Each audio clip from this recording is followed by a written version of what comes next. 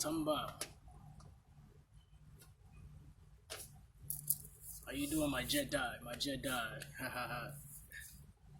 But you know, when you invest in yourself, that's showing a form of loving yourself. Because investing in yourself shows that you actually love yourself to the point where you would do whatever it takes to actually put yourself on top. You know, it's like how they say, hey, how's it going, fam? Hey, look, we got a lot of sevens in here. We got a lot of sevens in here. Ashe, my Jedi. Ashe, namaste. So it's like basically when you're actually investing in yourself, that's a form of showing that you actually love yourself. It doesn't necessarily have to do with investing money. You know, you can invest time in yourself, money in yourself. It's like how you say, you know, never cheat yourself, treat yourself. You know, you can treat yourself with things that you know you always loved or always wanted. And me, for example, since leaders have to lead by example, you know, I have to use myself for as an example. When I was growing up, I was raised pretty much without a father. So by me knowing that as a child, I already knew about my future and I knew how I would be in the future to the point where I would tell my parents, okay, I want you to register me in this, register me in that. I want to play sports. I want to do this. I want to do that. So I can actually fill that gap between what I knew I had and what I knew I never would have had. You know what I'm saying? Because a lot of people have connections to the people they love, to the people they want, to the people they need, to the people they desire, but they don't have that fulfillment, that self-fulfillment for their self. So it's like, okay, let me see. Where else could I go with this? When you actually do invest in yourself, you also invest in anyone that is around you because your energy starts to higher at a frequency and vibration to the point where you blossom. You know, it's like becoming a generator. Instead of needing someone else to be a generator of your energy, you become your own self generator to where you generate energy for everybody else and you do all the things that you know you can fulfill. That took courage to follow what your intuition was telling you. Definitely. Because, you know, I always felt, even when I was a child, I always felt like I had a lot of will. Because it was all about the will in your heart. And by me being a Pisces, you know, it says that we wear our hearts on our sleeves. So by us wearing our hearts on our sleeves, we pretty much have to, it's like we don't have a shell. You know, Pisces is the only astrological sign that does not have a shell, you know, or the astrological water sign that does not have a shell. So we wear our hearts on our sleeve, and for me, my heart in a way would be my hair, because like a tree, your hair shows all your roots. It shows how far you've grown. It shows all your strength. It shows all your weaknesses. It shows all your knowledge and the wisdom that you accumulated over the years. And just like if you were to cut a tree in half or cut inside of the tree and you would see the rings, you would know how old that tree actually is. And in a way, your hair shows the same reflection. That is why we shine when we are in the sun or when we get absorbed by the sun. That's why we get most of our power from the sun, like Superman, you know, because we are Superman. Also have to develop boundaries. Definitely that. Because a lot of people know how to say yes, but they don't know when to say no. You know, they don't know when to stop giving their energy or their time away or their attention away from other people, or stop just helping people, or stop just investing in other people instead of caring about themselves. Because how you treat someone else is how you want to be treated. So if you're not being treated the same type of way by those same people, then you also have to realize that most of your treatment comes from yourself. So in a way, it doesn't necessarily matter what someone treats you like, because it's all about yourself. Okay. Non-ether. Miss Ether. Like every time I see her, I just smile. Like, oh, snap out of it. Snap out of it. Haha.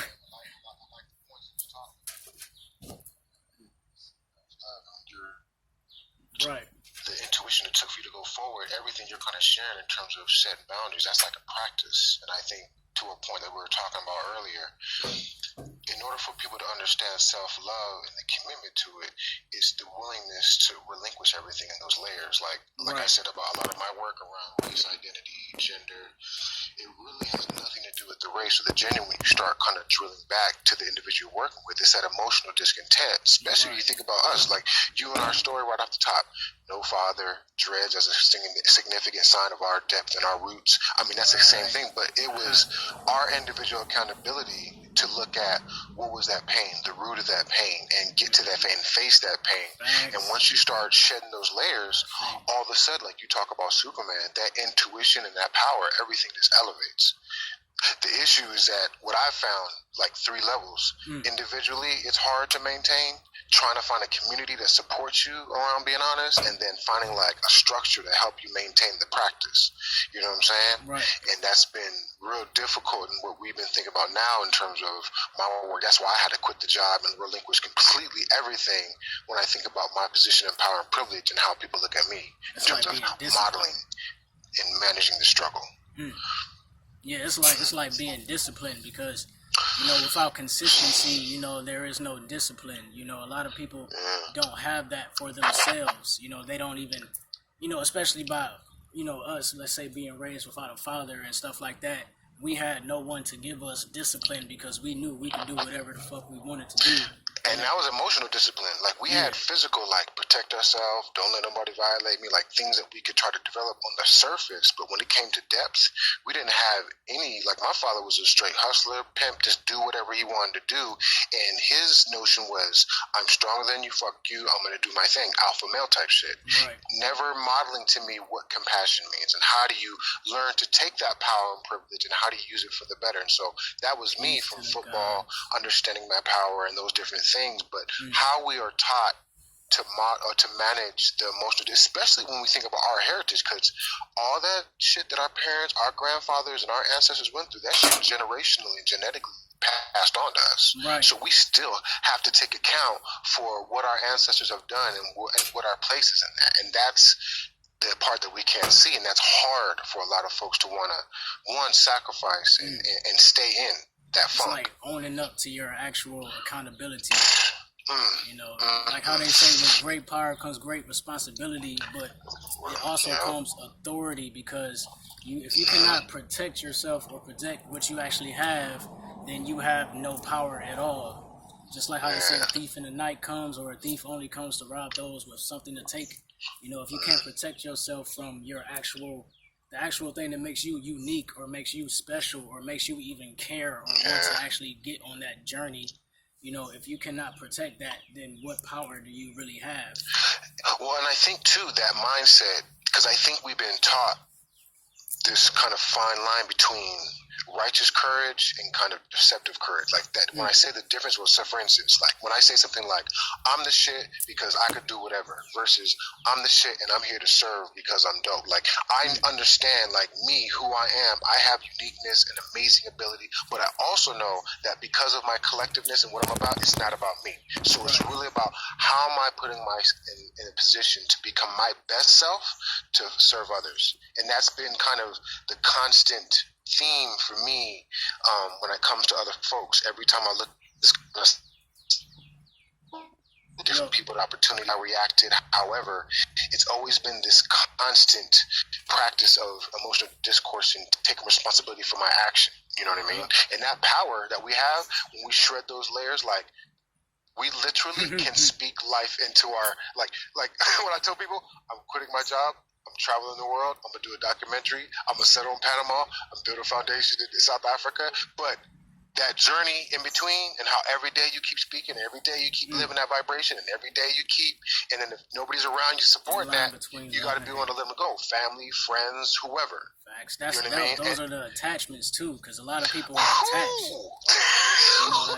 The attachments, brother. Yeah, that's really what attaches us to this planet, is those attachments. That's like, when we pass away, we get the choice to whether we in a way want to come back or not, if we're actually wise enough.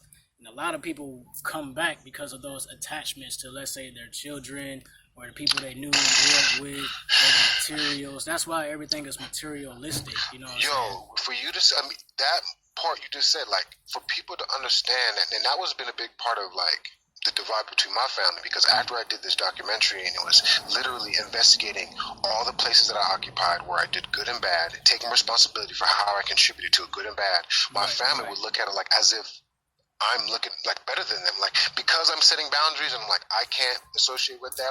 And it's not because I'm better, it's because if the environment that I am is not contributed to me being my best self, I can't fuck with it.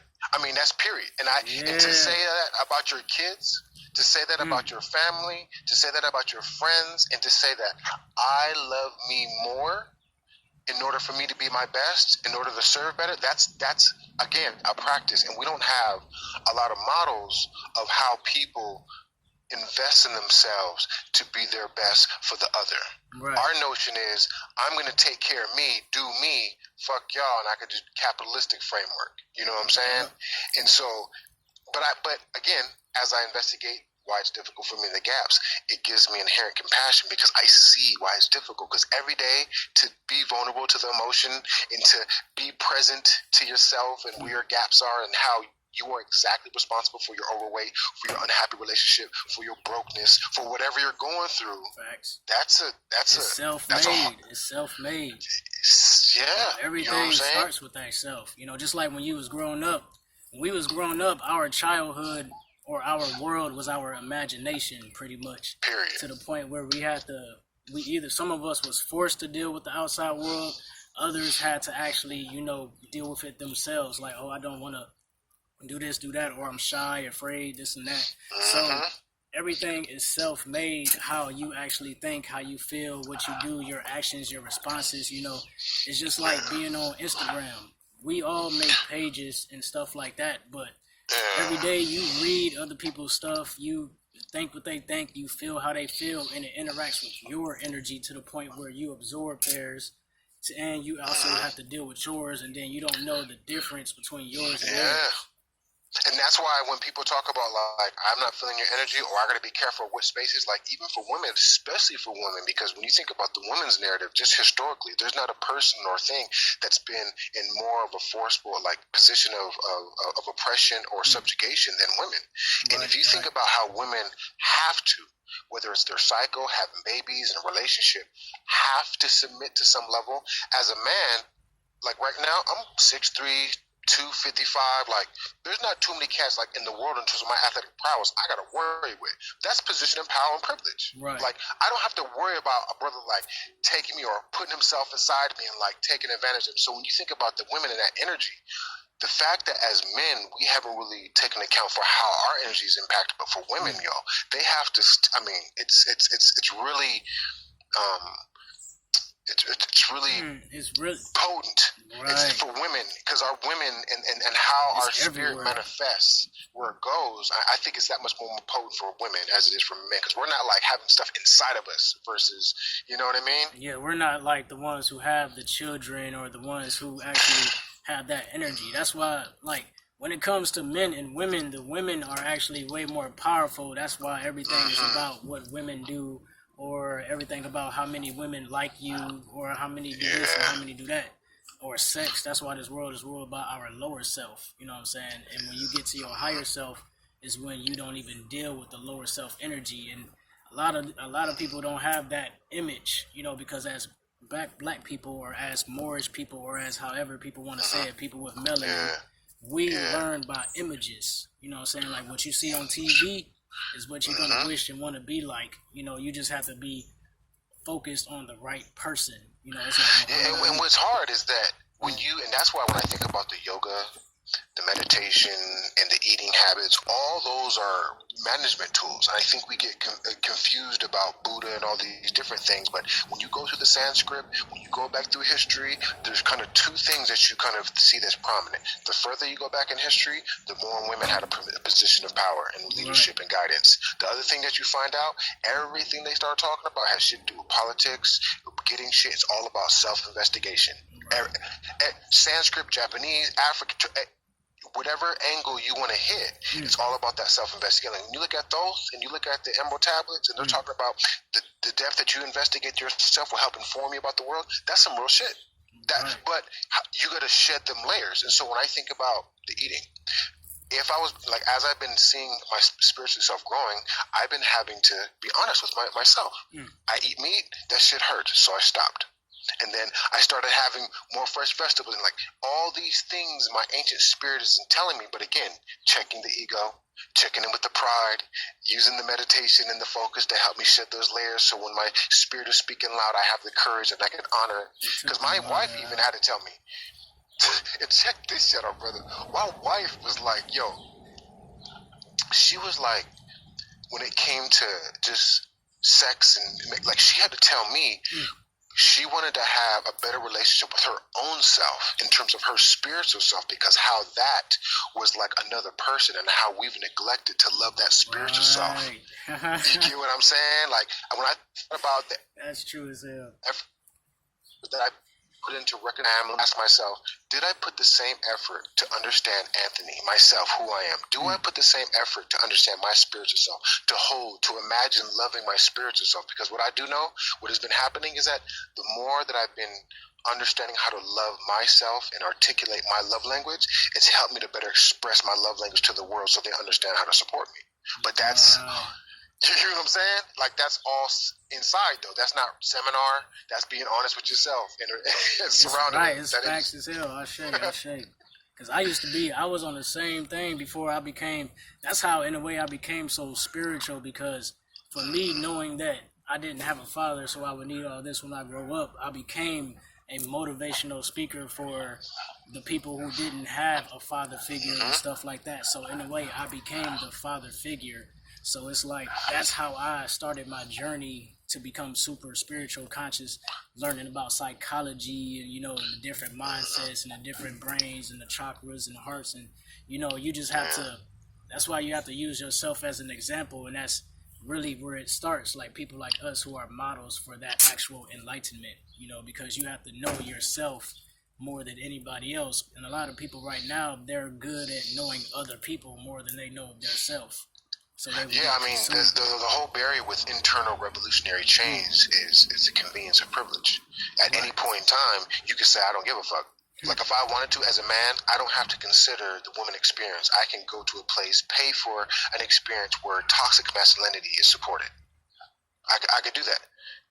But it's up to me to say, no, that's not the type of experiences I want.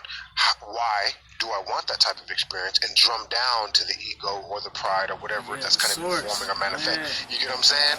And that's that constant going back into yourself every time something comes up that I think people get tired of. And I think, not necessarily tired of, is that it's just not perpetuated enough. Like, I feel like if a lot of us brothers had, like if our fathers were there and showed us what vulnerability looks like and what does compromise and relationship looks like with the woman that they're with, and how they struggled with their compromise in arguments and how they learned to manage, the instincts that they had, that would have informed us. And I think for us, the gaps that you just mentioned in terms of why you did what you did, I think that's, again, the whole part of the spectrum of us waking up, our kind of internal self speaking louder than our physical, and you literally having the courage and the willingness to like look at it and like answer it. Same like when you were looking at me, I went to Africa and I was playing in college and about to get drafted to the NFL, and I like went to Africa and I went to teach these kids, and the only thing I could fucking teach them was some jumping jacks. I was like, I fucked up. I fucked up. Like when I was there, and they sent me to Africa, and the only thing I was able to offer these starving ass kids in the Transky was jumping jacks, some shit, and they're not even eating. So I was like, I missed it. And that's when I was like, I can't miss those opportunities. So it was more so about understanding that it wasn't about me and how did I better prepare myself for when those opportunities came. And I'm not talking about like making my own. I'm talking about how the universe presents it. Because I feel like everybody that I've engaged with, it's like a cycle. It keeps coming back until I do that shit right. And then it just elevates every time I hit it right. Facts. But that's how we do as me. I mean, I'm a shaman in a way. I don't know if you resonate with that. But in a way, that's what we're doing, though. You know what I'm saying? Exactly we're going to the source of the energy. We are necessarily like the real doctors. We go to the source and heal you or heal ourselves, because you can't heal somebody else if you have not healed yourself. You know what I'm saying? You cannot be that person who's trying to you know, let's say be one of us, or be enlightened, or be spiritual conscious, or be on your own journey, if you still have not been able to be powerful enough to heal yourself, you know. And then and like I said, that practice, and I think for me, when I decided to relinquish my career and then like start all over and create my own systematic approach, the foundation had to be how I learned to manage my emotional discontent. So when I get up in the morning, I do the breathing exercises, and I do the herbal, and I do the 3 days of fasting, and I'm doing every part of me perpetuates the spiritual crafting, you know, of myself. And the thing that was hard is because we are rooted in the world of give and receive. You know what I mean? Like, I do this, you give it back. You know what I mean?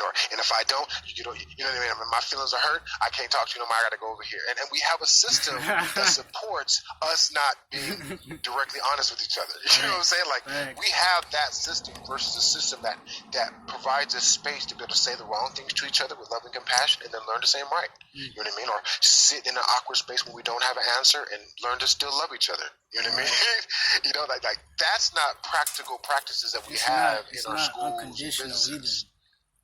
You know, it's not, because that's more like, you know how they say the 50-50, a friendship goes both ways or something like that. But that just lets me know that you're not going to put in as much effort as I am. You know, it's like a post I posted the other day: never give 110% of yourself to somebody that only gives 50, because you are actually overqualified for the position, and they might play it like you're not, because they don't do the same things that you do. You know. Well, I think too, when you're constantly practice being honest with yourself and those around you, I think your intuition will absolutely inform you. So like, you know, when you feel like a brother's half-stepping you, or when someone's getting over on you, the difference is how we react to that. So instead of being like, yo, I think you sideways, I don't want to fuck with you, it can be like, you know what, inside my intuitions let me know that I don't feel right about this. I'm asking you, is there anything between us? And now what you know for a fact is that if they're going to be honest, honesty is not a moral standard. That's a vibrational practice. So when you're constantly practicing honesty as a vibrational practice with yourself, it literally, you can and feel that from other people. You know, that's something I think people miss sometimes. It's not deemed righteous by God or anything. You're the God, you're the vibrational practice, and if you're practicing being mindful and honest and love and compassion, those are the vibrational frequencies in which you'll attract. Just like negative attitude, just like irritation, that shit too. You know what I'm saying?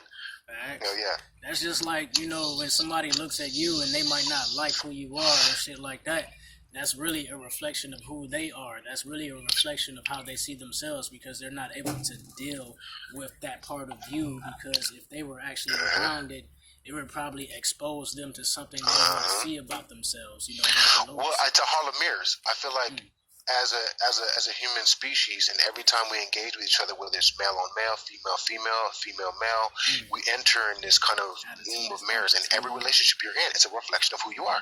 And the more honest you are about yourself, that's going to be the mirror that is going to be reflection. So when my wife says, I feel like you're a bully, even though my expertise is how to ground space and facilitate conversations, it doesn't even matter if I was a bully or not. It's the fact that the one that I love, my friend, best friend, said that I was a bully. So I got to think about whether she's right or wrong, how did I contribute to that? Like, regardless, like, I contributed to that energy in some way. And when you think about that attitude and that mindset, you start realizing, like, how much control you have. You know what I mean? And, like, it's you. Like, it does. And then motherfuckers be, like, really quiet, like, why am I mad? It's not really because of you. It's actually because of me. And that's that ego, and that's why I feel like for me, I have to, because I come from a family of violence. I come from a family of generational violence, and I see my father and uncles and aunties in me that from that generational violence, and that's why I have to do the yoga, the breathing, the eating, because every single part of that helps shedding those layers, so I can better manage that response and understand the root of it.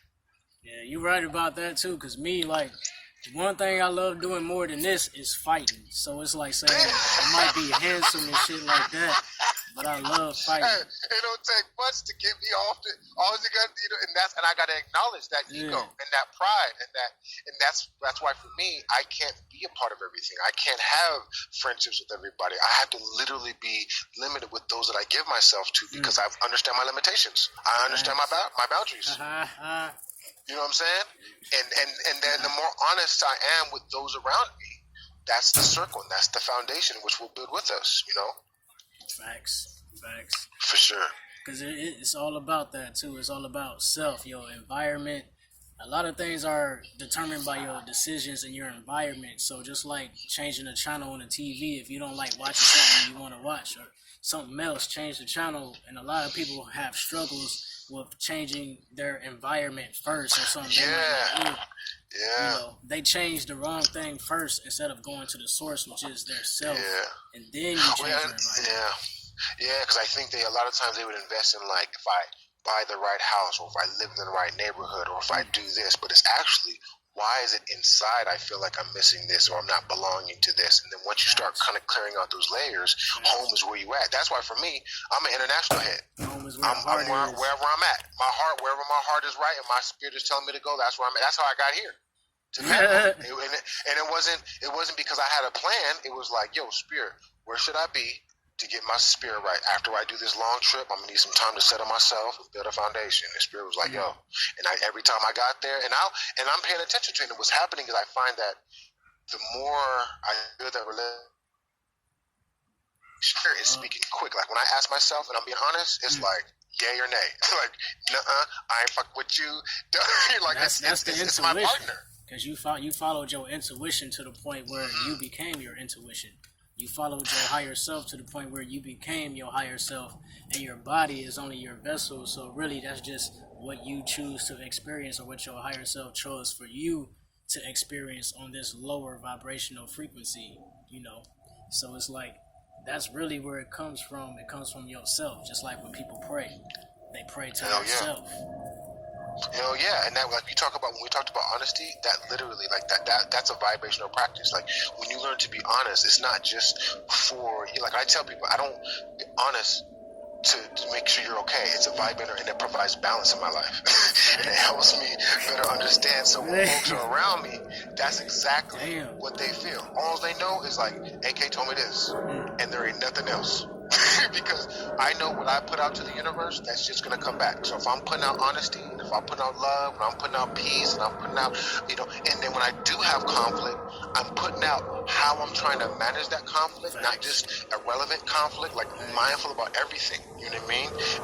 And that's where the leading by example, as us being leaders, that's where we have to lead by example, because when you do that, a lot of people look at it as you either fucking up or you actually doing something on purpose, when it's really you showing your weaknesses or showing that even though we are powerful.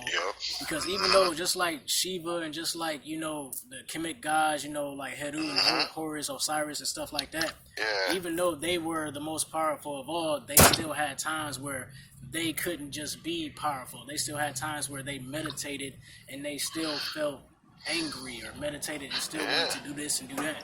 So you see what Osiris has said. He had gods, but the clear is that Isis, and I think it was her I can't remember her other name.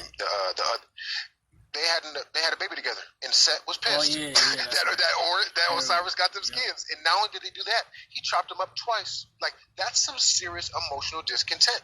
Like to want to chop your boy up and then spread him across, and then his girl brought him back together, and he chopped them up again. So we know, but that's what I think too, is that the fact that they're a part of our human species lets you know then. And it showed, because I've been to Egypt, and I posted pictures, like, I went to those walls, and I saw the slavery, I saw the fucking trauma, I saw the wisdom, I saw the intention, and that was the difference, is that the chaos didn't stop. It was more so around how did you use the resources, the tools directly around you to manage that chaos. So that's why when you look at the temples, it's not surprising that they were lined up with the stars, they were lined up with the wood, lined up with all the elements, because when you walk into that space, that shit was intended to help you manage and to get better spiritually. Yeah, it was. You know what I'm saying? It was. Because that that's chaos, that we don't have. that chaos is actually melanin, which is carbon. You know, that's where we came from. That's why they say from darkness to light. That's why Hell all of that really is nothing but divine feminine energy. You know what I'm saying? All of that chaos, all of that darkness. That's just like hell yeah. I'm glad you said that out loud. That is exactly feminine energy. Right. That's exact, and that's why masculine energy struggles with it, because the more I've been becoming in tune, like I have two examples. Like I can write a curriculum and I can write it A, B, and C. This is what we're gonna learn. This is our intention. But then when you get to the classroom, that shit all goes out the door. Because the students, their mood, how you present yourself, and that's a different experience. Facts. This is a different experience. So how do you learn to ground your space accordingly with how you're practicing honesty, grounding, and like for you, and that's why I feel like we're all unique, contributing to a collective, because how you articulate truth right now, just like right now, we both have dreads, we both have goatees, but look how your goatee and your dreads, though they still represent the same shit, we still, you hear what I'm saying? It's a subtle but the same thing. But this is your version of your truth that comes from that same source. Right. And if everybody had the courage and confidence to seek their truth and have that space that supports it, that's where you have the diversity and the constant change and the dope-ass ideas, because we're being our true selves. Facts. You know? Facts. For sure. Everything is facts, especially right now, because we are the fathers of truth. You know what I'm saying? That's just like the story of the chosen one, even going back to Star Wars, why we are called Jedis. You know, the chosen one was born without a father. You know what I'm saying? So we were always born, or a lot of us was mostly raised in single parent homes, especially since Generation X, which was the targets, the year of sex, the targets. So they went to the source. It's like saying, if you actually are at war with someone and you cannot get into their brain, then you have to go to the heart. So by you going to the heart, you start with the lower self, which is the source, which is what created us, which is what makes you who you are. I mean, this psychological battle is real. Like the KGB spoke about it. They were like, yo, you can build a system where you get the people so convinced of the wrong thing that when you literally give them the truth and it's hiding in plain sight in front of them, they won't accept it. Like, that's a strategic plan. Like, that's a practice of how you get a community or societal framework to not accept the truth. You know what I mean? And make it hard for them. You know what I mean? And like you said, you get their heart, you get their foundation, the ass will follow. Simple concept, perpetuate. Like when I do these workshops, and I'll talk about just like the United States, I don't even have to go back to fucking 1465. You go to 1865 when the Emancipation Proclamation happened. The fucking first day slavery ended. What happened? KKK was established. There was no institutional framework that put together and said we need to look at reconciliation and why we did these atrocities and how we heal as a collective. KKK, 10 years of Reconstruction, and then after that, National Rifle Association. After fucking National Rifle Association, fucking Jim Crow. And then look, then 1921, you get fucking Black Wall Street, where those were doctors, lawyers, police officers, community members that went and pillaged and raped and bombed and murdered brothers and sisters in one night. There was no, until like 10 years ago, there was no time at that time that we held those people accountable, because those were voters. Those were fucking people that contributed to our academics, our law. Facts. Well, hold up.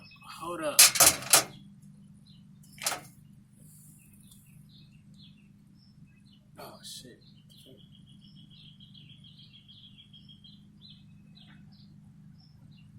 What the?